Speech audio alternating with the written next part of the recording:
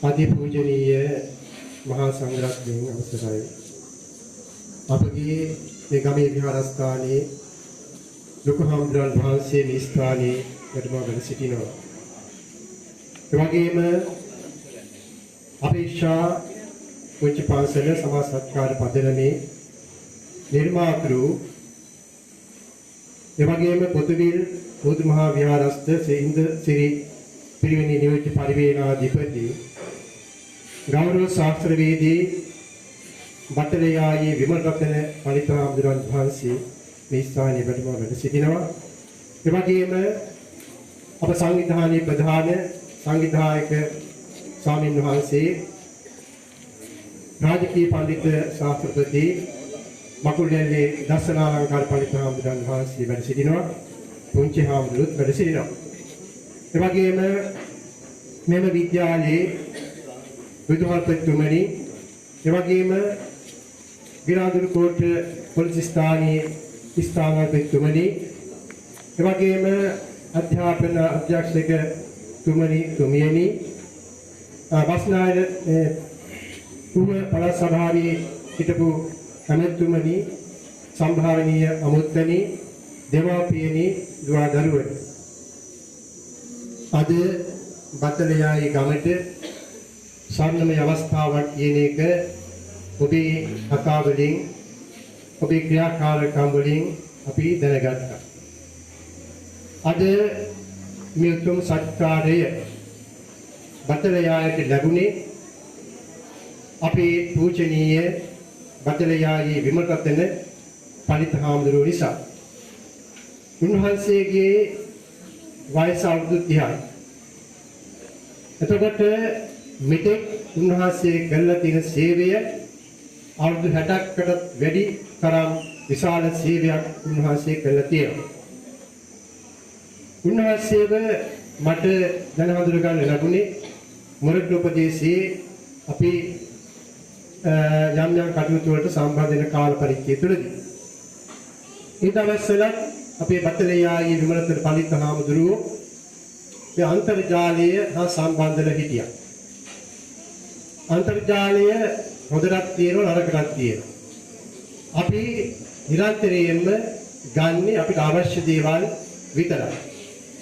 උන්වහන්සේ අන්තර්ජාලයත් එක්ක සම්බන්ධ වෙලා විවිධ ආගමික වැඩසටහන් විවිධ සමාජ වැඩසටහන් ක්‍රියාත්මක කළා. විදේශගත ශ්‍රමිකයන්ව එකතු කරගෙන. එමේ ඉන්න අතරදී උන්වහන්සේ මටත් ආරාධනා කළා මෙම අන්තර්ජාලයේ තියෙන පන්සල් රාශියක්. උන්වහන්සේ මුලින්ම හිටපු පන්සල තමයි ධම්ම සිසිල පුංචි පන්සල, ඊට පස්සේ ධම්ම සේන පුංචි පන්සල, ඊට පස්සේ අපේක්ෂා පුංචි පන්සල කියලා පන්සල් කීපයකම උන්වහන්සේ වැඩ සිටියා. ඒ සෑම පන්සලකම අනුශාසකයන් වහන්සේ හැටියට උන්වහන්සේ මාපත් කරගත්තා. එදා ඉඳලා අද දක්වාම උන්වහන්සේ කටයුතු වෙනුවෙන් අපිත් කටයුතු වෙලා කටයුතු කරනවා. එතකොට මේක ලේසි පහසු කාර්යයක් නෙවෙයි. අන්තර්ජාලයත් එක්ක ගනුදෙනු කිරීම. විශාල පිරිසක් අපේ පන්සල් වල ඉන්නවා. මේ පන්සල් මේ පොළවේ තියෙනව නෙවෙයි. එතකොට මේ පන්සල් තුළ විශාල පිරිසක් ඉන්නවා. ඒ ඔක්කොම මැද පෙරදිග අපේම අම්මලා තාත්තලා ඒ ඇත්තෝ බොහොම දුක් මාසින් තමයි මැද පෙරදිග ගිහිල්ලා රැකියාවන් කරන්නේ. එතකොට මේ තියෙන දුක්ඛම් කඩළු දිහා බැලුවාම අපිට අපි මොනවද මේ කරන්නේ කියලා තේරෙනවා. දුක් මහන්සියෙන් හරි හම්බ කරනවා. නමුත් මේ රටවල් වල ආර්ථික වශයෙන් කරන්න පුළුවන් කිසිම දෙයක් නැහැ. පිනක් දහමක් කරන්න බෑ, ධනක් පිනක් කිසිම දෙයක් කරන්න බෑ. නමුත් අන්තර්ජාලයේ තියෙන අපේ පන්සල් වලට හැමදේම එකතු වෙලා මුළු 24 පැය පුරාම ධර්ම දේශනා ශ්‍රවණය කරනවා, ඒ වගේම බෝධි පූජා පවත්වනවා, බණ භාවනා කරනවා, ඒ වගේම දහම් ලිපි, දහම් පණිවුඩ, බෝධි පූජා, බුද්ධ පූජා මේ හැම කටයුත්තක්ම සිද්ධ කරනවා. ඉතින් විශාල සේවාවක් මේ තුලින් සිද්ධ කරන බව අපි මතක් කරගන්න ඕන. ඉතින් අන්න අපි මේ ජනතාවට කරන සේවාව නිසා තමයි අපිට යම්කිසි ආධාරයක් ලැබෙන්නේ. නිකම්ම ලැබෙන්නේ නැහැ. එතකොට අපි විශේෂයෙන්ම කරන්නා වූ මේ ආත්මික වතාවක් නිසාම පැහැදුණු ඒ වගේම ඒ සඳහා කැපවුණු පිරිසක් ඉන්නවා. ඒ අතු මියුතු අඩු සඳහා ආධාර උපකාර කරලා තියෙනවා. මුලින්ම කියනවා නම් මේ කවුරුවත් අපිට ආධාර කරන කිසි කෙනෙක් අපි අඳුරන්නේ නැහැ. අඳුරන්නේ මොකද්ද? ඒ අත්තන්ගේ කටහඬ විතරයි. ඒ තුලින් අපිට පුළුවන්කම ලැබිලා තියෙනවා විශාල පිරිසකට සලකන්න. මේ අවුරුද්දේ මේ තුන්වෙනි වතාව මේ මහියංගන පළාතට ආවා. එතකොට ගිය මාසේ 16 වෙනිදා මහියංගනේ මේ මිනිපේ මහවැලි විවේක සේනාසනයේ මේ විහාරස්ථානයේ දරුවන්ට පොත්පත් ලබා දුන්න දහම් පාසලේ විහාර මන්දිරයේ ගොඩනගන්න ලක්ෂ 2කට තරම් මුදලක් ලබා දුන්නා. ඉතින් ඒ සමාජකාරී කළා. ඒ වගේම ඊට කලින් මේ ළඟ ඒ පතලයායමයි ඒ දහම් පාසල ජනක ආධාර කළා කියලා. මේ තුන්වෙනි අවස්ථාව මේ ස්ථානයේ වැඩම කළා. ඒ කොහොම හරි අපේ පතලයාය හඳුරු තරුණ කෙනෙක්නේ. උන්වහන්සේට ඕනම වේදනාවක් දුකක් දරා ගන්න පුළුවන්කම තියෙනවා. පුද අදිෂ්ඨානයක් තියෙන උත්සාහයකුත් තියෙනවා. උන්වහන්සේ මුලින්ම මේ වැඩසටහන් කළේ බස් එකේ ගිහිල්ලා. උන්වහන්සේ ආධාර අරගෙන බඩු බැඳගෙන දුම්රියේ බස්රියේ ගිහිල්ලා ඒව ළමයින්ට බෙදා දීලා අර දුෂ්කර වැඩ පිළිවෙලක් උන්වහන්සේ කළා. එහෙම කළා තමයි අන්තිමට දැන් තමයි වාහනයක ගිහිල්ලා ආධාර බෙදන්නේ. ඉතින් ඒ වගේ දුෂ්කර ගමනක් උන්වහන්සේ අර ඉතාමත් කැපවීමෙන් සිද්ධ කළා. ඉතින් ඒක අපි නිරන්තරයෙන්ම අගය කරන උන්වහන්සේගේ කැපවීම. උන්වහන්සේ තරුණ භික්ෂුන් වහන්සේ නමක්. ලෝතර බුදුරජාණන් වහන්සේ තමයි ලෝකේ පළවෙනි තරුණ සංවිධානය ඇති කළේ. එතකොට තරුණයා තමයි මේ ශාසනයට ඇතුළු කරගත්තේ. මොකද තරුණයන්ට පුළුවන් ඕනම බලවේගයක්, ඕනම කටයුත්තක්, ඕනම අභියෝගයක් ජය ගන්න. ඉතින් ඒක නිසා උන්වහන්සේ මේ 30 වෙනි උපන්දින සමන් අවස්ථාවේදී තමා උපන් ගම ඒ වගේම ඉගෙනගත් ඉස්කෝලේ මේක උන්වහන්සේ හෝඩිය පන්ති ඉඳලා පයිතන 6 වෙනි වසර දක්වා ඉගෙනගත්ත මේ ඉස්කෝලේම ඊට පස්සේ උන්වහන්සේ ප්‍රෞද්ධ තත්ත්වයටපත් වුණා. ඊට පස්සේ දැන් ඒ උගතවනාසිර ශිල්පයන් ඉගෙනගෙන විශ්වවිද්‍යාලයට ගිහිල්ලා දැන් හොඳට ඉගෙනගෙන මේ ඉස්කෝලෙන් අයන්න කියපු උන්වහන්සේ දැන් මේ සමාජයේ මේ ශාසනය බබලන යතිවරයන් වහන්සේ නමකට පත් වෙලා නැවතත් තමන්ගේ ගමට වැඩම කළා මේ උතුම් සැලකිල්ල සිද්ධ කරනවා. හැමදෙනාම අගය කරන්න ඕන. ඒ වගේම උන්වහන්සේගේ වැඩිමහල් සහෝදරයා ඒ යුද හමුදාවේ සේවය කරපු අපේ මේ මහත්මාගේ මග පින් නොහිතන්නේ ශ්‍රී ලයන්ස් සමාජයට සම්බන්ධ මම හිතන්නේ ඇති. ඉතින් එතුමාගේ රුක් කැපකිරීමක් තිබුණා. මේ බතලයායි හාමුදුරුවෝ මේ ස්ථානයේ කරන්නේ මොකක්ද කියලා හරියටවත් දන්නේ නැහැ.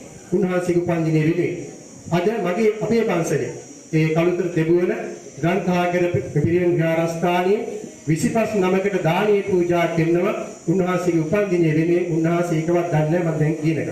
එතකොට මේ හැම පින්කමක්ම උන්වහන්සේ වෙනුවෙන් කරනවා. ඉතින් ඔක්කොම මේ මුදල් වියදම් කරන්නේ මේ අපේ විදේශගතවල ඉන්න අපේ දායකයෝ. මේ පුංචි පාසල් වල තියෙන කට්ටිය. එතකොට මේ ගොඩනැගිල්ල හදන්නත් එයාට උදව් උපකාර කරනවා. එතකොට ඒ අත්තන්ගේ උදව් එහෙම ලැබුණාට තවත් මේ සභාවේ ඉන්න පුළුවන්, මේ ගම් පළාතේ ඉන්න පුළුවන්, ඒ සඳහා ආධාර උපකාර කරන්න පුළුවන් හැකියාව තියෙන අය ඕනම කෙනෙකුට ඒකට ආධාර කරන්න පුළුවන් කිසිම බාධාවක් නැහැ. නිසා ධනවතුන් ඉන්නවා, ඒ පරිත්‍යාගශීලීන් ඉන්නවා. ඕනම කෙනෙකුට මේ ගොඩනැගිල්ල ඉතා ඉක්මනින්ම වැඩ නිම කර ගැනීමට තමන්ගේ ශක්තිය දෙන්න පුළුවන්, ශ්‍රමයෙන් දෙන්න පුළුවන්, මුදලින් දෙන්න පුළුවන්. ඕන විදියකට ඒක ලබා දීලා ඒ කටයුත්ත ඉක්මන් කරගන්නත් ඔබ උනන්දු වෙන්න.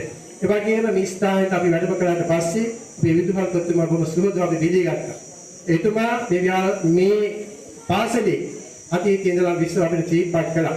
දක්ෂයෙක් ඉන්න තැන ඕනම තැනක ඕනම කටයුත්තක් නිවැරදිව කරන්න පුළුවන්. එතුමා තරුණයෙක් හැටියට මට පේනවා. ඒ වගේම එතුමා දක්ෂයි, හොඳ දැක්මක් තියෙනවා. ඒ දැක්ම තුළින් එතුමා මේ ගම, මේ පාසල දෙමාපියන්ට බොහොම ක්‍රමානුකූලව කළමනාකරණය කරගෙන තියෙන බවක් තියෙනවා. එතකොට ඒක තමයි දක්ෂතාවය. නායකයෙක් කියලා කියන්නේ ඕනම අභියෝගයක් පිළිගන්න පුළුවන්. හොඳ කොටිම කියනවා කොන්දක් පණ තියෙන කෙනෙක් බවට පත් වෙන්න ඕන. එතකොට ඒ දැක්ම තුළින් තමයි අපිට පුළුවන්කම තිබෙන්නේ ඕනම කෙනෙක් ඕන ප්‍රශ්නයක් ගෑගන්න. අනායකා විනාශාන්ති බහු නායකා කියලා බණ පොතේ කියමනක් තියෙනවා. නායකයෙක් නැත්නම් එතනක් විනාශ වෙනවා. නායකයෙක් ගොඩක් ඉන්නවා නම් එතනත් විනාශ වෙනවා. පෞද්ගලික වකවානුව අපේ රටට තුනේ ඒකම තමයි. එතකොට නායකයෙක් ගොඩක් ඉන්න බෑ. නායකෙන්නේ එක්කෙනයි. ඒ නිසා ඒ උදාර නායකත්වයේ විධායකතුමා ලබා දීලා ඉතාමත් හොඳින් මේ පාසල දියුණු කරලා තියෙනවා. සතුටුයි අපිට ඒ කටයුත්ත පිළිබඳව. එතකොට අද උපන්දින සමරන බටලයායි අපි විමලතන් පඬිතුමාණන් වහන්සේගේ අම්මා තාත්තා ගොම සතුටුපත් වෙන මේ අවස්ථාවේ මෙතන ඉන්නවා. ඉතින් හැම සමාජ සත්කාරයක් වෙනුවෙන්ම ඒ දෙමාපියන් සම්බන්ධ වෙනවා. විශාල වැඩ කටයුත්තක් වෙනවා. ඒක අපි අගය කරන්න ඕන. ඉතින් උන්වහන්සේගේ මේ කැපවීම උන්වහන්සේගේ වේස මහන්සිය අපත යන එකක් නෙවෙයි. කවදා හරි මේ ඉතිහාසයේ ලියනකොට බටලයායි විමලතන් පඬිතුමාණන් වහන්සේගේ නමත් ඒ වගේම අපේක්ෂා සමාජ සත්කාර පදනමත් ඉතාමත් හොඳින් කියවෙනවා. එතකොට මතක තියාගන්න මේ අපේක්ෂාව අපි ආරම්භ කළේ මහරගම පිළිකාරෝහණය. පිළිකාරෝහණේ පිළිකාවෙන් පීඩා විඳින පුංචි දරුවෝ විශාල පිරිසක් ඉන්නවා. ඒ පුංචි දරුවන්ට අපි මුලින්ම අවශ්‍ය කරන සෑම දෙයක්ම ලබා දුන්නා. එතනින් තමයි මුල්ගල තිබ්බේ. එතන මුල්ගල තියලා අපි දැන් මේ වගේ වැඩසටහන් 15ක් 16ක් විතර කළා තියෙනවා. ඒ ඔක්කොම සිද්ධ කරන්නට ආධාර උපකාර ලැබුණේ අපේ විදේශගත පින්වතුන්ගෙන් කියන එක මේ අවස්ථාවේ සිහිපත් කරනවා. ඉතින් ඒ අත්තු අපිට නිරන්තරයෙන්ම උදව් උපකාර කැමති. ඒ වෙන මොකෝ නිසා නෙවෙයි. අපේ මේ දැක්ම නිසා ඒ වගේම වික්ෂුන් වහන්සේ පිළිබඳ තියෙන ලොකු ගෞරවය සහ විශ්වාසය නිසා. අන්තර්ජාල විවිධ සංවිධාන තියෙනවා. ඒත් උගත් ඉන්නේ හොරු ඔක්කොම. නමුත් අපි මෙතෙක් කල මේ හැම කටයුත්තක්ම සිද්ධ කළා. බොහොම විනවිත භාවයෙන් යුක්තව ඒ අපි වියදම් කරන හැම දෙයක්ම පෙන්නලා ඒ අත්ංගේ විශ්වාසයේ ප්‍රගුණ ගන්න තියෙනවා. නිසා කොතන හරි යම් වැරද්දක් වුණොත් අපි අවුරුදු ගානක් කරපු දේවල් විනාශ වෙන්න පුළුවන්. ඒ නිසා ඕනම කෙනෙක් බලාපොරොත්තු වැඩිපුරම සිටින්නේ අපි පල්ලයට අදින මිසක් ඉහළට අත දෙන්න නෙවෙයි. නිසා අපි ඒකත් තේරුම් ගන්න කටයුතු කරන්නේ. නිසා අපි මකුලේ දක්ෂනාලංකාර පඬිතුමාණන් වහන්සේ ඉතාමත්ම වේස මහන්සිය සංවිධානය කටයුතු කළා. ඒ තමන් වහන්සේ සහ අනිකුත් අය සම්බන්ධ කරන හැම කටයුත්තක්ම සිද්ධ කරන බවත් න්යායවත් කුටුවේ සිහිපත් කරනවා. එතකොට අපි මම කලුතර දෙගුණේ ඉඳලා පාන්දර දෙකේ ඉඳලා මේ ස්ථානට වැඩම කළේ. ඒකට ඉක්මනට ආයි කරකොට ඒ 9:10 වෙනවා. නිසා තමයි ඉක්මනින්ම මේ අනුශාසනාව පැවැත්වීමට බලාපොරොත්තු වුණේ. එතකොට දැන් කල්පනා කරගන්න අපි හදන්නේ අපි උත්සාහ කරන්නේ මොකද්ද? යහපත් වූ දරපරපුරක් හදන්න. ඒ වගේම මේ සමාජ අපි පොලිස් ස්ථානතුමා ගැන අපි කතා කරලා මේ සමාජයේ තියෙන දුරු පිළිබඳව. එතුමාත් හොඳ දැක්මක් තියෙන කෙනෙක්. එතකොට මේ සමාජයේ විවිධ ගැටලු ප්‍රශ්න තියෙනවා. ඉතින් ඒවට වැඩිහිටියන් හැටියට අපි ඉතාමත් හොඳින් කන්දෙන්ටත් ඕනේ අපි ආදර්ශ සම්පන්න වෙන්නත් ඕනේ. එහෙම නැතුව මේ කටයුතු අපිට සිදු කරන්න පුළුවන් කමක් නැති නේ. නිසා විශේෂයෙන්ම මෙහිදී අපේ විදේශගත ශ්‍රමිකයන් අපි සිහිපත් කරනවා. ඒ හැම දිනාගේම ආධාර උපකාරය ඇතිව තමයි මේ හැම කටයුත්තක්ම සිදු කරන්න අපිට ශක්තිය තියෙන්නේ කියන එකත් අපි කියනවා බලාපොරොත්තු වෙනවා. මේ කාලේ මුළු ලෝකෙටම කොරෝනා. ඉතින් ඒ විදේශවලටත් ඒක එහෙමම තියෙනවා. ඒවල රැකියාව අහිමි වෙලා තියෙන්නේ. ඒ වගේම රැකියාව හරියට කරගන්න වෙලාව පරිදෙන්නේ නැහැ. වෙලාවට මුත් කෙරෙන්නේ නැහැ. ඉච්ඡන අමාරුකම් තිබෙද්දි මේ හේතු මේ උදව් උපකාර කරන කියන එකත් ලොකු හාස්කමක් ආචාර්යය. එතකොට හැමදාම අපි කරන්නා වූ කම ඊයේ මට තුන ලැබෙන වලට සජීව පූජාවක් යන බුද්ධ පූජාව. ලැබුවා. ඒ අවස්ථාවේදී මට හම්බුණා ඒ රටේ සල්ලි වලින් 1,67,000. ඒ රටේ සල්ලි වලින්. ඒක ලංකාවට පරිවර්තනය කළොත් අඩු වෙනවා. එතකොට ඒක දුන්නේ මේ පරිස්කාරය හැටියට. ඒවා අපි යොදන්නේ මොනවටද? මේ අපේ රටේ දුවදරුවන්ට අපේ රටේ මේ ජනතාවට තමයි අපි යොදන්නේ. ඒ නිසා අපි ඒ කැපවෙන්නේ වික්ෂුන් වහන්සේලා කැපවෙන්නේ මේ රටේ ජාතිය වෙනුවෙන් ආගම වෙනුවෙන් ඒ වගේම මේ රට වෙනුවෙන්. උන්වහන්සේලාට ඓතිහාසික වගකීමක් තියෙනවා. මේ රටේ ඕනතරම් නායකයෝ ඉන්න පුළුවන්. නමුත් අපේ රටේ මහා සංඝරත්නයේ තරම් මේ රට බේරා ගන්නට මේ රට රකින්න ආරක්ෂා කරන්න මේ අපේ බෞද්ධ ජනතාව රැකගන්න සටන් කරපු කිසි කෙනෙක් නැහැ. නිසා නායකයෝ හිටියට මේ වික්ෂුන් වහන්සේගේ නායකත්වයේ තරම් ප්‍රබල නායකත්වයක් හොයාගත්තේ නමුත් ඒ නිසාම තමයි උන්වහන්සේටත් විවිධ පිරිස් පහර දෙන්නේ ඒ වගේම නොඑක ආකාරයෙන් චෝදනා කරන්නේ. ඒ කොහොමද උනත් අපිට අපිව දුර්වල කරන්නත් බැහැ, දුර්වල වෙන්නේ නැහැ. නිසා හොඳට කල්පනා කරමු ඒ කාරණේ. ඒ පුංචි දරුවෝ ඉන්නවා. ඒ පුංචි දරුවන්ට අපි යමක් දෙන්න ඕන පණිවිඩයක් දෙන්න ඕන. හොඳට හැදෙන්න, හොඳට කියා දෙන්න, හොඳට දෙමෝපියන් සලකන්නේ, වැඩිහිටියන් සලකන්නේ, ගුරුවරුන් සලකන්නේ මේවා පුංචි කාලේ ඉඳන් කියා දෙනවා. නමුත් අවුරුදු 17 18 වෙනකොට ඒ ඔක්කොම අමතක වෙලා යනවා. ඒක තමයි තියෙන අභාග්‍ය. නිසා පුංචි කාලේදී දේවල් සමාජයත් එක්ක වෙනස් වෙනකොට ඒවත් වෙනස් වෙලා යනවා.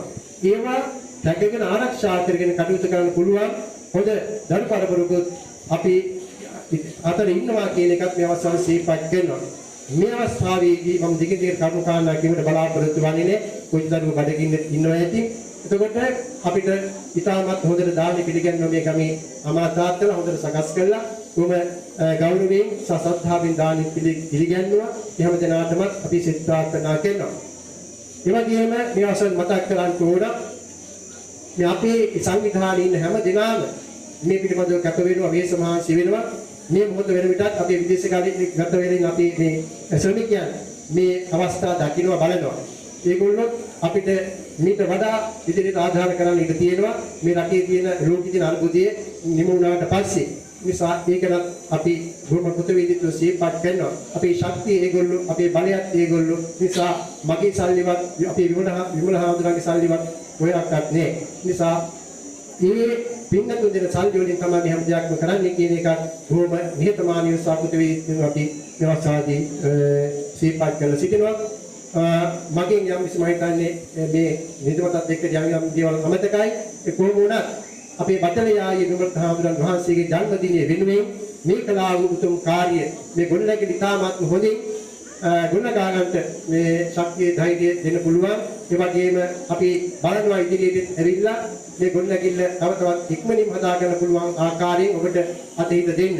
ඒ වගේම ඔබ මේ සමාජීය පරිත්‍යාගශීලී පිළිබඳව ඔබ දැනුවත් කරලා ඒ අත්ංග ආධාර උපකාර අරගෙන මේක ගොඩනගා ගන්න උනන්දුවෙන් උත්සාහවන්ත වෙන්නේ කියලා මම ඉතාමත් කරුණාවෙන් සිහිපත් කරනවා. පුංචි දරුවන්ට කවියක් කියමින් මගේ මේ කතාව අවසන් කරන්නට බලාපොරොත්තු වෙන්නේ. එතකොට මෙන්න මේ ෆෝන් එක. මේ ෆෝන් එකෙන් තමයි මම ඔක්කොම දේවල් කරන්නේ. මේ ෆෝන් එකේ තියෙන WhatsApp කියලා එකක්. ඒ WhatsApp වලින් තමයි මේ හැම කටයුත්තක්ම සිද්ධ කරන්නේ. මම දවසක් විදේශයට ධර්ම දේශනා පාදනකොට මගේ දුරකථනයේ එකම අක්තිය වුණා. මම එවලම රෑ 10යි වෙලාව. එවල මගේ හිතවිලි කතා කරනකොට මට වහාම ෆෝන් එකක් ගෙනත් දෙන්න කියලා. එවලම ගෙනාවා 18500යි ගත්තේ. එතකොට දැන් මේ ෆෝන් එකේ වටිනාකම ලක්ෂ 15යි. පුළුවන් ද කියන්නේ? ඒ කියන්නේ මේකෙන් එක්තර හම්බ කරලා තියෙනවා. මේ සමාසත්කාර වෙනුවෙන්. එතකොට එවන් දේවල් කරන්න පුළුවන් අපිට නිසා ඔබටත් පුළුවන් නිහතමානී වෙන්න, අවංක වෙන්න, යුක්තිකාරක වෙන්න, ගුණකාරක වෙන්න. එතකොට සමාජයේ ඕනම තැනක ඕනම කටයුත්තක් කරන්න පුළුවන්කම තිබෙනවා. පුංචි දරුවන්ටත් කවියක් කියනවා. දෙමව්පියන් නැමෙතුමයි ගුරුවරුන්ට සැලකුමයි දක්වති හොඳ පොඩි ළමයි ඉන් එක ළමයෙක් මමයි කියන්න පුළුවන් හොඳට ඒක හොඳට තියාගන්න. ඉතින් අද මේ උත්සවය සම්බන්ධ හැම දිනකටම සිත ප්‍රාර්ථනා කරනවා. බුදුන්ට ප්‍රතුමා ආචාර්ය මණ්ඩලය, දුවදරුවන්, දෙමව්පියන් ආදී හැම දිනකටම සිත ප්‍රාර්ථනා කරනවා. අපි බටලයාගේ විමත හාමුදුරන් වහන්සේට සුබ උපන්දිනයක් වේවායි අපි ප්‍රාර්ථනා කරන මේ අවස්ථාවේදී. එතකොට අපි මේ ආපු සියලු දෙනාට අපි සිත ප්‍රාර්ථනා කරනවා ඔබේ කැපවීම තියාගන්න, ඔබේ උත්සාහය උනන්දු තියාගන්න. මේ ගමේ පාසල මේට වඩා බබලන තවත් උසස් පාසලක් පත් කරගන්න බුදුහල් පුතුමාට අත දෙන්න කියන එකත් අපි තාමත් කරුණාවෙන් සිහිපත් කරනවා. මම අන්තර්ජාලයෙන් දැක්ක මෙන්න මේ එකක්. තාත්තා කෙනෙකුගේ පුතෙකුගේ සංවාදයක්.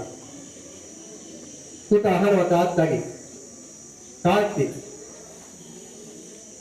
ඉගෙන ගන්න ගියත් තරගයක්. රැකියාවක් ගන්න ගියත් තරගයක්. වෙන දේශපාලනය කරන්න ගියත් තරගයක්. පන්සලේ හාමුදුරුවෝ අතරත් තරගයක්. තරගයක් නැති කිසි දෙයක් නැද්ද තාත්තේ? තාත්තා කියනවා තියෙනවා පුතේ. හොඳ මිනිහෙක් වෙනවා ඒකට කිසිම තරගයක් නැහැ. ඔබ සෑම දිනකටම දරුවන් සරණයි.